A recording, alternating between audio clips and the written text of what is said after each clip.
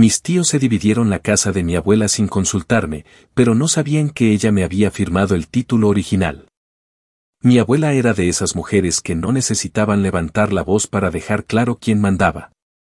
No era estricta, pero sí tremendamente astuta.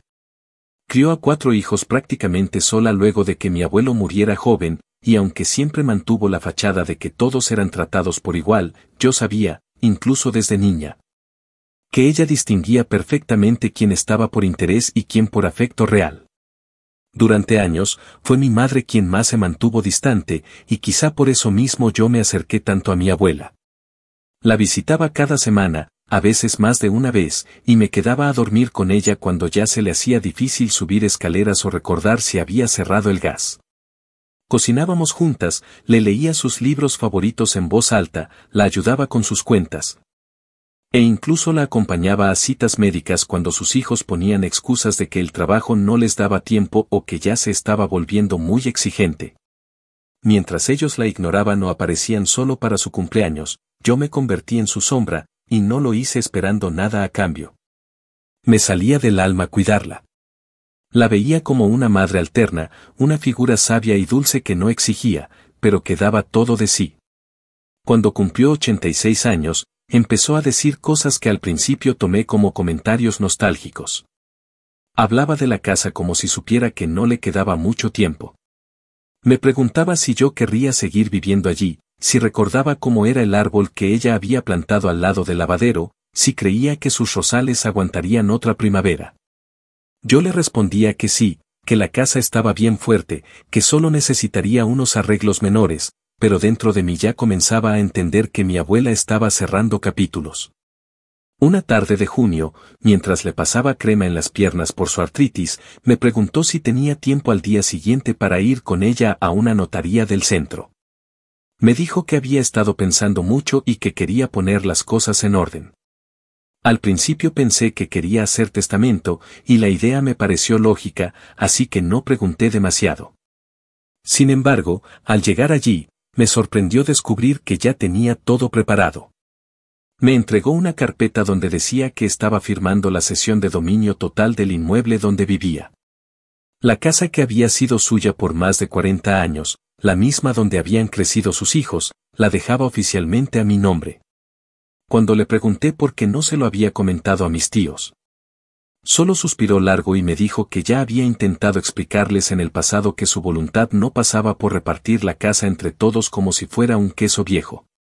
Dijo que ninguno de ellos se había acercado con verdadera intención de ayudar, solo para preguntar si ya había pensado en vender.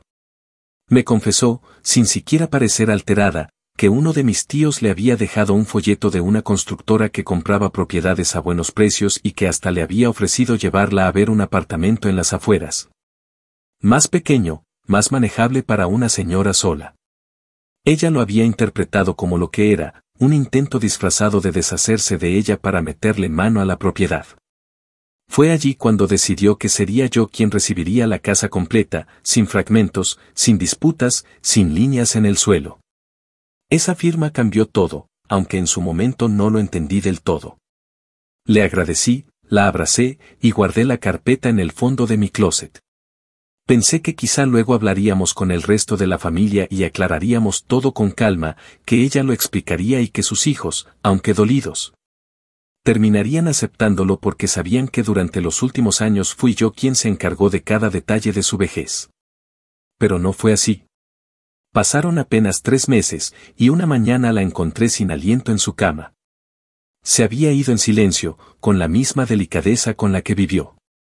El funeral fue sencillo, pero lo que vino después no lo fue en absoluto. Ni siquiera había pasado una semana desde el entierro cuando vi movimiento en la casa. Pensé que alguien había entrado sin permiso, así que fui de inmediato, solo para encontrarme con 2 de mis tíos y un primo trepado en una escalera, midiendo marcos de puertas y tomando fotos de cada rincón. Otro de ellos estaba sentado en la sala con plano sobre la mesa y una cinta métrica enrollada en la muñeca.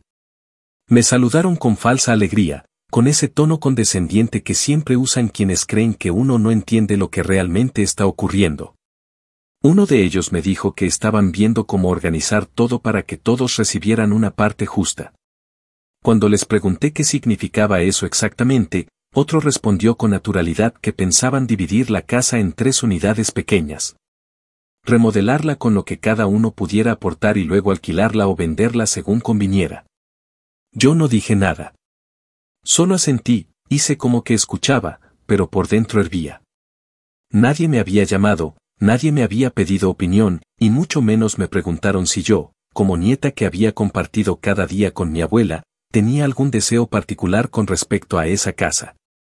Lo más insultante fue que parecían convencidos de que tenían todo el derecho, como si lo que estuvieran haciendo fuera simplemente natural.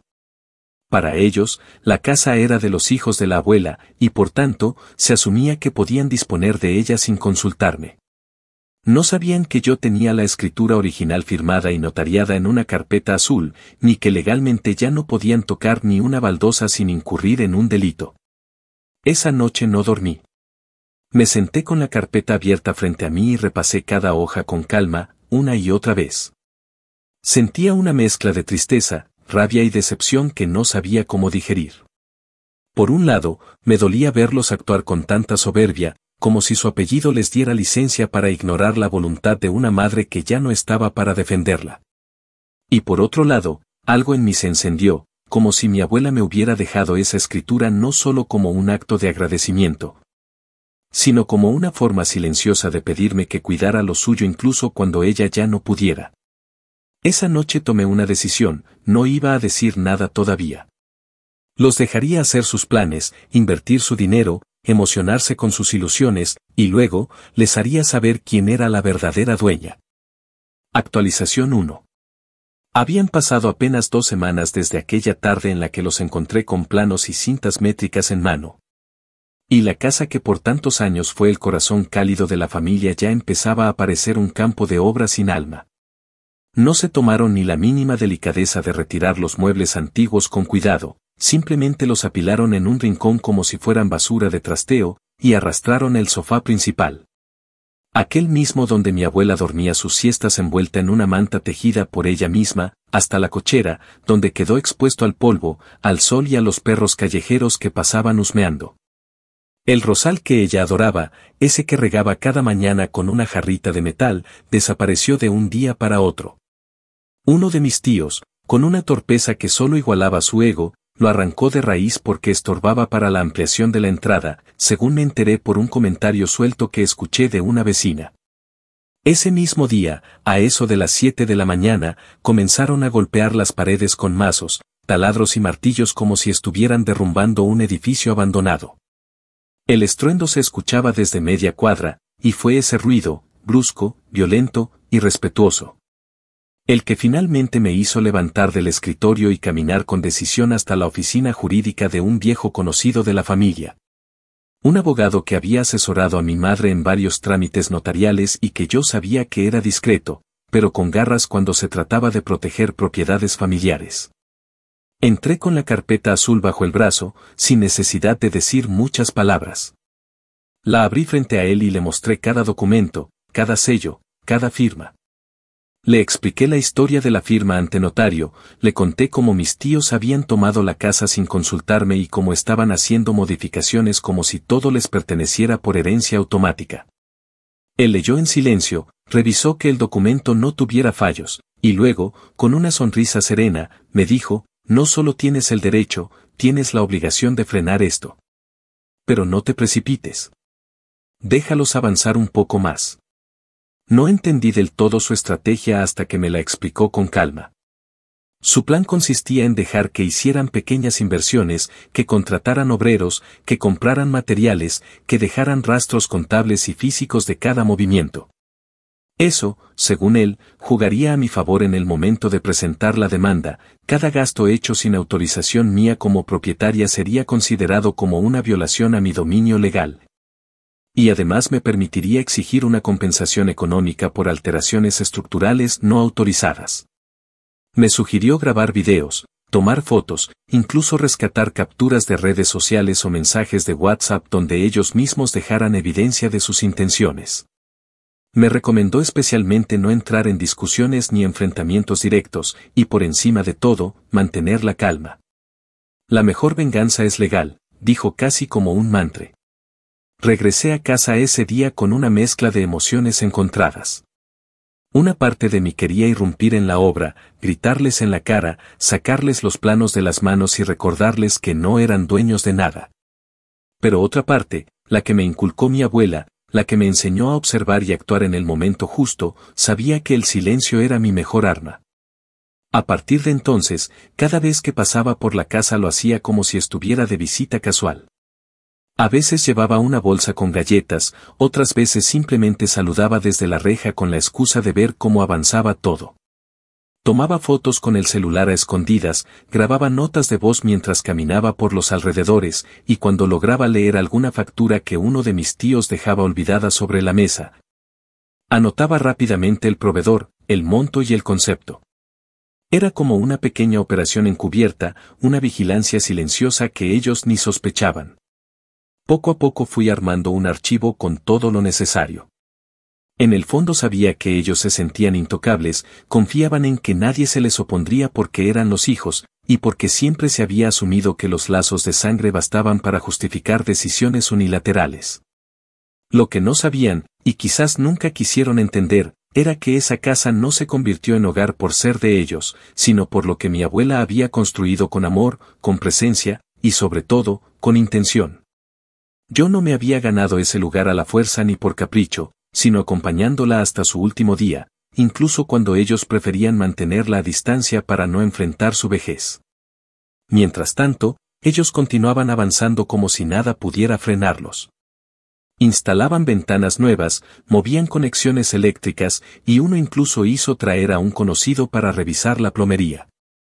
Lo más irónico fue que uno de mis primos empezó a presumir en su cuenta de Instagram unas fotos del proyecto familiar, como si fueran socios de una inmobiliaria. En una de esas publicaciones, incluso usó la frase herencia en marcha, lo cual terminé guardando como prueba adicional de que asumían algo que legalmente no les pertenecía.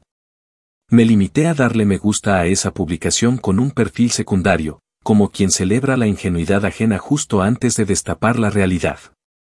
Cada noche, antes de dormir, abría la carpeta azul y revisaba nuevamente el título de propiedad.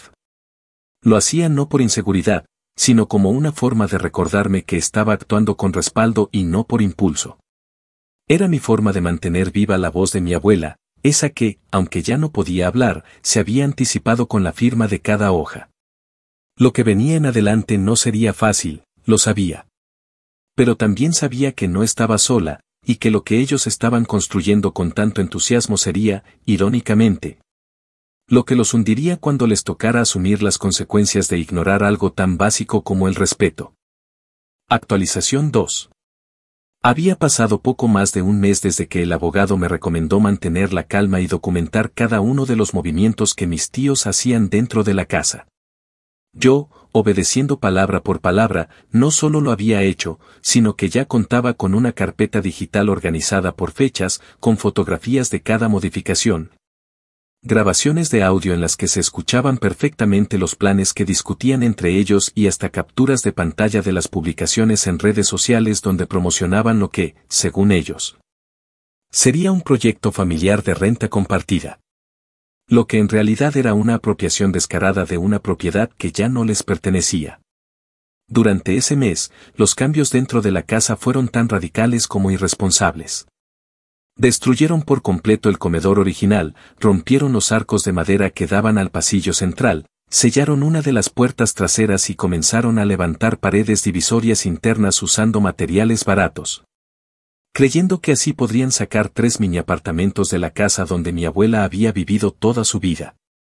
En una conversación que escuché de casualidad, más bien porque me aparecí sin previo aviso una mañana cualquiera, fingiendo que pasaba a ver cómo iba todo, escuché como uno de mis tíos decía que estaba pensando en ponerle cerámica a toda la cocina para darle valor al metro cuadrado. Como si habláramos de un local comercial y no del hogar donde nos reuníamos de niños cada Navidad. Me senté por unos minutos en una esquina del corredor mientras ellos continuaban hablando y anoté mentalmente cada frase, cada detalle. Todo sería útil más adelante. En paralelo, mi abogado ya había reunido todo lo necesario para proceder con la demanda. Había revisado nuevamente la escritura firmada por mi abuela, verificado su autenticidad, certificado su validez legal y redactado una acción de reivindicación de dominio con una solicitud adicional. Una medida cautelar para paralizar cualquier tipo de modificación estructural en la propiedad.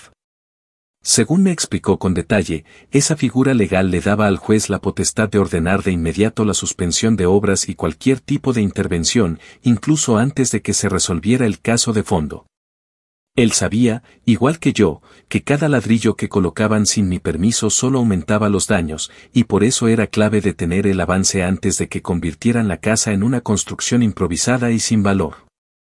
La demanda fue presentada un jueves por la tarde, y el trámite se movió más rápido de lo que esperaba.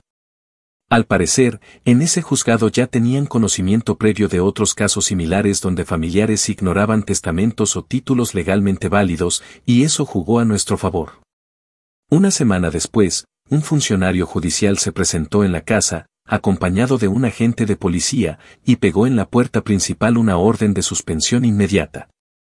El papel estaba enmarcado con cinta y llevaba el sello del juzgado en rojo, lo cual le daba ese aire definitivo que, por fin, hacía visible la verdad: esa casa no les pertenecía.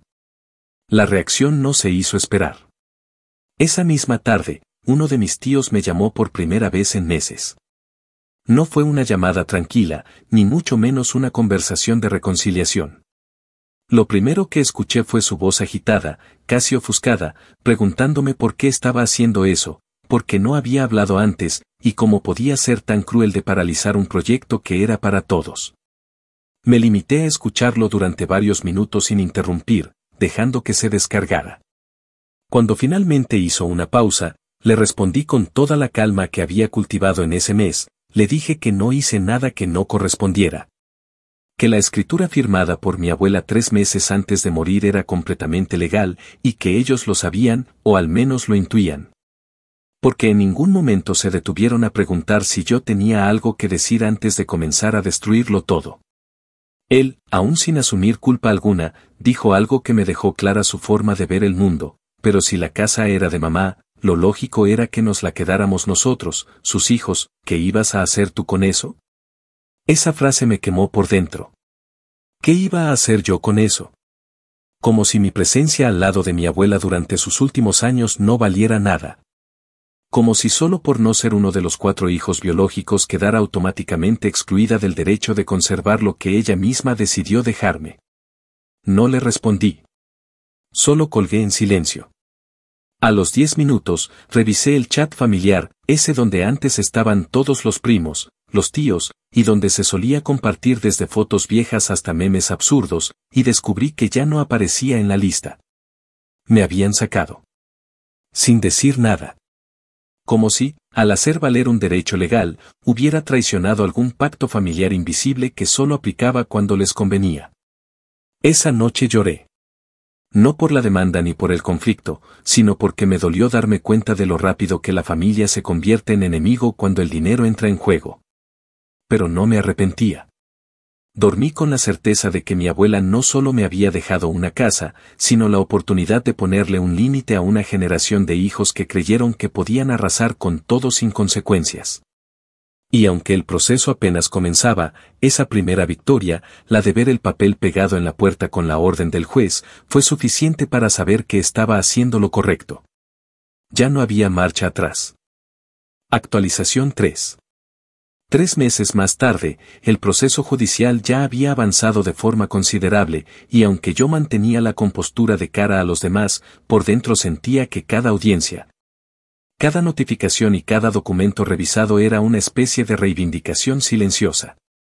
La justicia no se movía con la velocidad que una desearía, pero lo hacía con firmeza. En cada paso, mis tíos quedaban más expuestos, no solo como personas que actuaron sin derecho, sino como individuos que intentaron pasar por encima de la voluntad clara de su propia madre. El expediente crecía con pruebas irrefutables, las grabaciones de sus declaraciones públicas, los recibos de obra, los anuncios de arriendo en redes sociales, las fotos de los avances sin permiso y, por supuesto, la copia legal del documento de cesión firmado y protocolizado meses antes de la muerte de mi abuela. El día que se llevó a cabo la audiencia principal, llegué vestida con sobriedad, la carpeta azul en la mano, y con el rostro sereno aunque por dentro hervía. Los 3 tíos involucrados se sentaron al frente, intentando mantener una expresión de falsa tranquilidad, como si todo esto no fuera más que un malentendido que terminaría con un apretón de manos. Uno de ellos incluso se atrevió a decir ante el juez que no entendían por qué su sobrina les hacía esto, que todo se pudo haber hablado en familia y que la casa era parte del legado de todos, no solo de ella. Fue entonces cuando el juez lo interrumpió y pidió que se concentraran en los hechos legales, no en sentimentalismos. Mi abogado tomó la palabra y desglosó uno a uno los artículos del Código Civil que sustentaban el traspaso legal de propiedad. Luego relató la línea de tiempo de todos los actos indebidos realizados por mis tíos después del fallecimiento de mi abuela, destacando que nunca hubo ni siquiera un intento por verificar si existía testamento o cesión alguna, y que procedieron como si fueran herederos únicos y absolutos. Cuando les tocó hablar a ellos, se aferraron a una narrativa frágil. Dijeron que la señora estaba ya muy mayor cuando firmó esos papeles, insinuando, con una cobardía que me indignó profundamente, que la abuela no estaba en pleno uso de sus facultades al momento de firmar la escritura. Afortunadamente, el notario que participó en el proceso había sido citado como testigo y su declaración fue contundente, dejó claro que mi abuela no solo estaba lúcida aquel día, sino que habló con claridad, con convicción, y que había pedido específicamente que el documento se hiciera de forma privada, sin informar a sus hijos, porque temía que la presionaran o se opusieran. Incluso relató que ella llegó acompañada de mí y que bromeó diciendo ya estoy vieja, pero no tonta, justo antes de firmar. Esa frase provocó una mueca en uno de mis tíos, que ya no sabía dónde meter la mirada. El fallo fue claro. El juez dictaminó que la propiedad estaba legalmente a mi nombre desde el día de la firma de la cesión, y que cualquier ocupación posterior por parte de mis tíos constituía una violación a mi derecho como única titular. No solo les ordenó abandonar la propiedad en un plazo máximo de 30 días, sino que también les exigió que retiraran cualquier elemento instalado sin autorización, restauraran los espacios alterados en la medida de lo posible, y además, me indemnizaran por daños y perjuicios. El monto sería calculado en una fase posterior del proceso, pero la resolución dejaba establecido que todo gasto que hubieran hecho, desde materiales hasta mano de obra, no solo no se les reembolsaría, sino que sería considerado parte de los daños por haber intervenido sin consentimiento. Cuando salimos de la sala, sentí que por primera vez en mucho tiempo podía respirar sin ese nudo en la garganta. No era solo por haber ganado. Era por haber defendido la memoria de mi abuela. Por haber protegido ese espacio donde tantas veces desayunamos juntas pan con mantequilla y chocolate caliente mientras hablábamos de la vida. Sabía que esa victoria no era solo mía, sino también suya. Ella había previsto todo con una claridad que sus propios hijos se negaron a aceptar. Pero la historia no termina allí. Faltaba algo más. Yo quería que el mensaje les quedara grabado no solo en papeles judiciales, sino en su orgullo. Así que decidí encargarme personalmente de entregarles la notificación de desalojo con un pequeño gesto adicional. Contraté a la misma empresa de mudanzas que ellos pensaban usar para los estudios, sí, la misma que habían contactado semanas atrás para cuando todo estuviera listo, y pedí que llevaran varias cajas vacías a la casa. Todas con etiquetas grandes y llamativas que decían propiedad de la verdadera dueña. Cuando los empleados llegaron a la casa con las cajas y les explicaron quién las había mandado, me llamaron de inmediato, pero esta vez no para insultarme, sino con un tono nervioso, confuso, sin saber si estaban siendo víctimas de una broma o de algo más elaborado. Yo, con toda calma, les confirmé que las cajas eran para que empacaran lo que quedara suyo, porque el reloj legal ya estaba corriendo. Luego les dije que, si necesitaban ayuda para empacar, podían contratar servicio adicional. Y colgué. Esa noche recibí un correo anónimo desde una cuenta nueva. No decía mucho, solo una frase, esto te va a costar caro. No necesitaba investigar quién lo había enviado. Lo tomé como una señal más de que había tocado fibras profundas. Y en lugar de sentir miedo, me reafirmé en mi decisión. Había hecho lo correcto, paso a paso, sin saltarme una sola norma. Ellos, en cambio, actuaron con prepotencia, confiando en el apellido y en la costumbre de una familia que durante décadas creyó que la sangre les daba permiso para apropiarse de todo lo que tocaban. Pero esta vez no les funcionó. Esta vez, la casa tenía voz, y hablaba desde una carpeta azul que no pudieron ignorar. Actualización 4. Habían transcurrido 6 meses desde aquella audiencia donde el juez, sin rodeos, dejó establecido que la propiedad me pertenecía por completo y que mis tíos no solo debían desalojarla, sino también resarcir los daños cometidos durante su ocupación ilegítima. Durante ese tiempo, lo que parecía un final se transformó en una nueva etapa del conflicto, una más silenciosa, pero no por eso menos tensa. 2 de mis tíos acataron la orden dentro del plazo establecido, aunque lo hicieron de la manera más mezquina posible. No devolvieron nada de lo que habían removido, dejaron enchufes sueltos, tuberías mal tapadas, restos de obra esparcidos por todos lados y, para colmo, rayaron con marcador permanente una de las paredes recién pintadas con una frase que decía: esto no es justicia, es traición. No me tomé la molestia de responder. No les di el gusto de saber que había visto eso. Simplemente documenté cada rincón con fotos y lo sumé al expediente de indemnización que mi abogado ya tenía en curso. El tercero, sin embargo, fue otro cuento. El mayor de los 3, que siempre se había sentido una especie de patriarca por ser el hermano mayor, se negó rotundamente a salir. En los días previos al vencimiento del plazo, empezó a decir por el barrio que él tenía derechos adquiridos, que ningún papel podía borrar su historia en esa casa y que no pensaba moverse por un simple capricho legal de una sobrina malagradecida. Incluso se atrevió a acercarse a mí una tarde, mientras yo revisaba unos documentos con el arquitecto que contraté para evaluar los daños, y me soltó en plena calle que si quería la casa de vuelta, tendría que sacarlo con grúa o con policía, pero que por las buenas, no. Fue la última vez que intenté hablar con él de forma directa.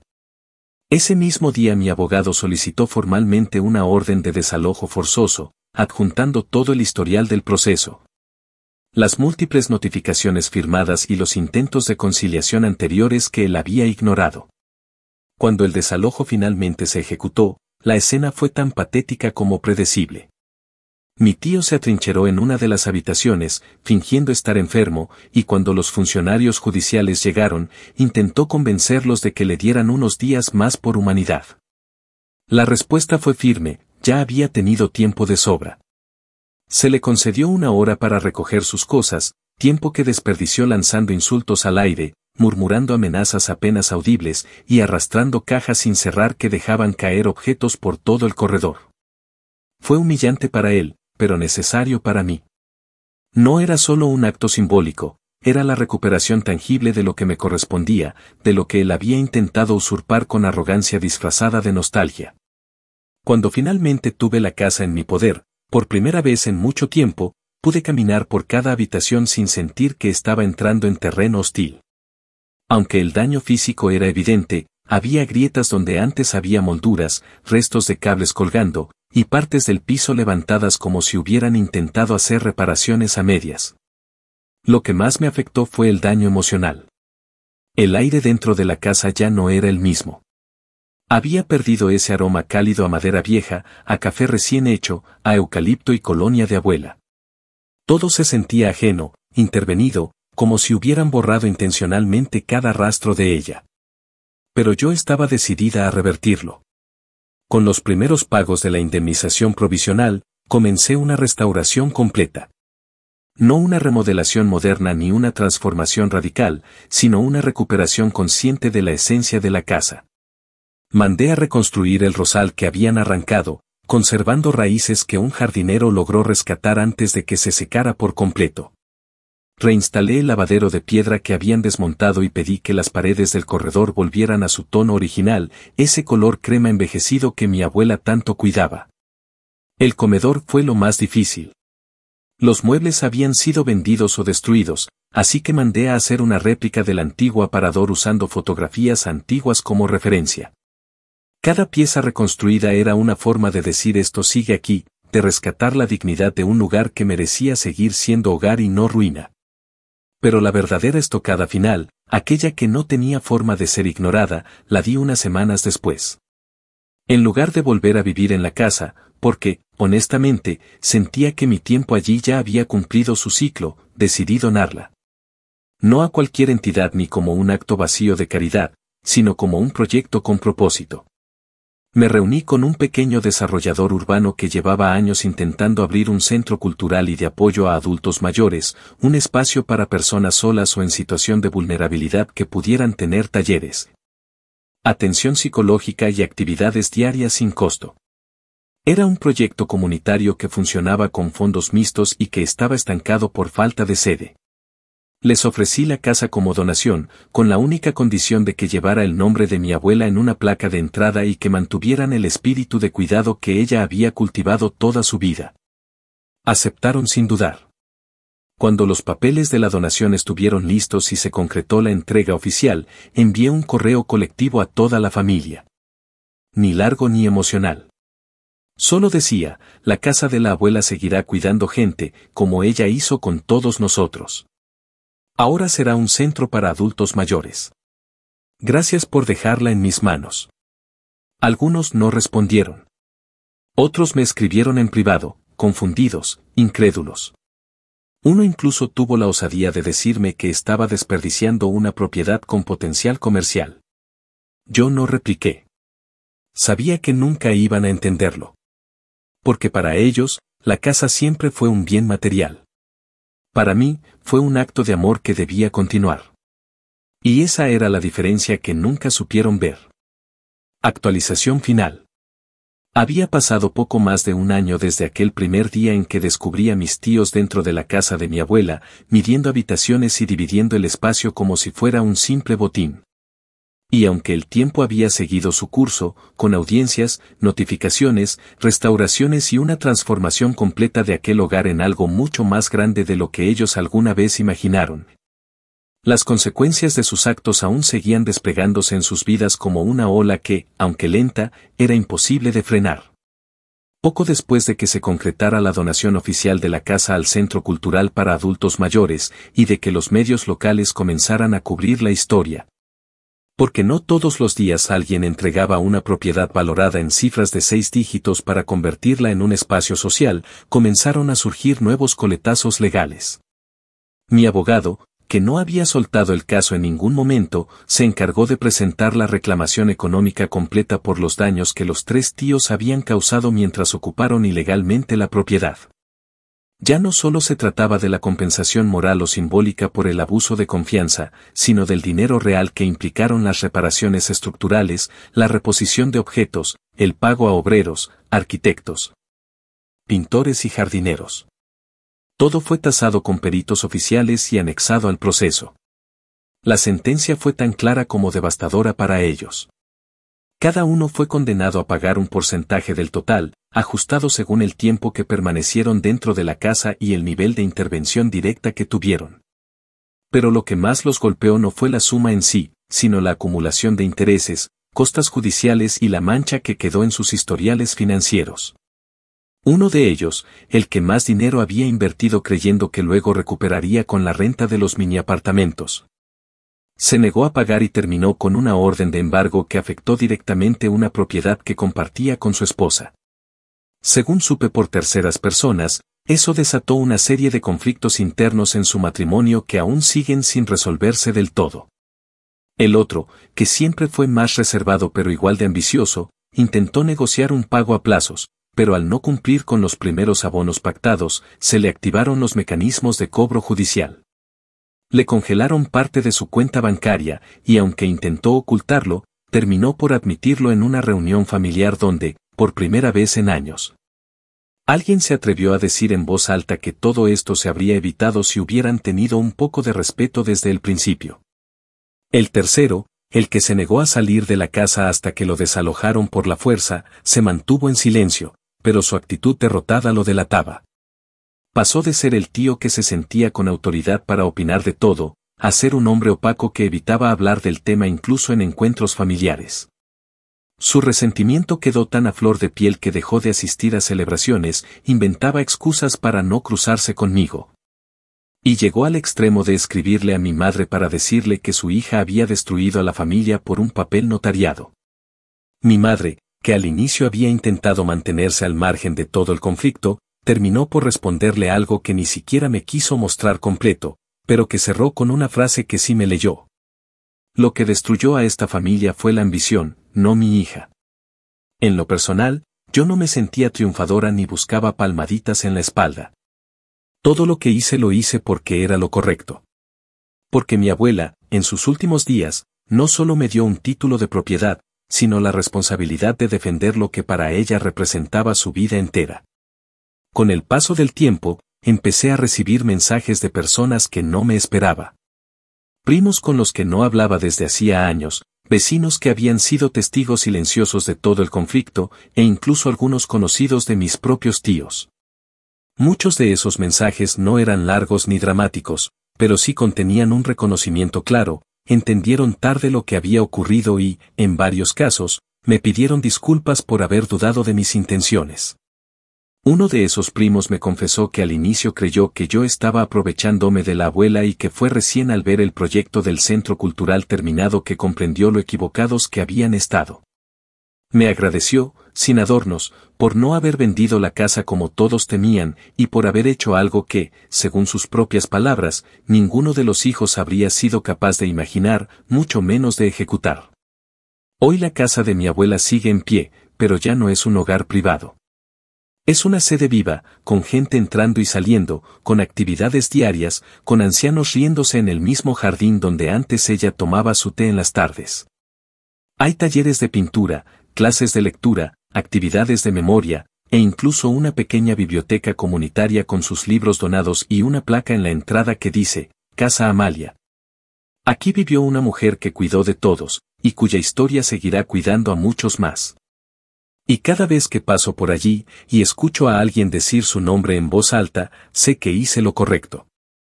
Sé que la verdadera herencia que ella me dejó no fue una casa, sino una lección. Hay que saber cuándo quedarse en silencio y cuándo hablar con todo el peso de los hechos. Hay que tener paciencia para dejar que quienes actúan mal se enreden solos, y sobre todo, hay que tener el valor de honrar a quienes te dieron todo. Incluso cuando eso implique enfrentarte a quienes siempre se creyeron con el derecho de tomar lo que no les pertenece. Y eso, aunque les duela, no lo podrán embargar jamás.